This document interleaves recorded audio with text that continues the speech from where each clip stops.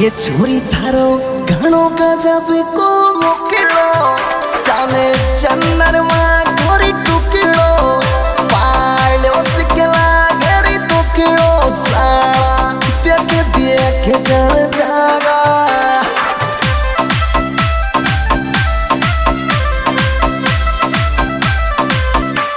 ये छोरी थारो घणो गजब गोरी मुकलो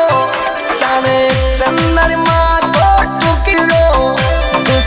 मन कर लागे टुकड़ो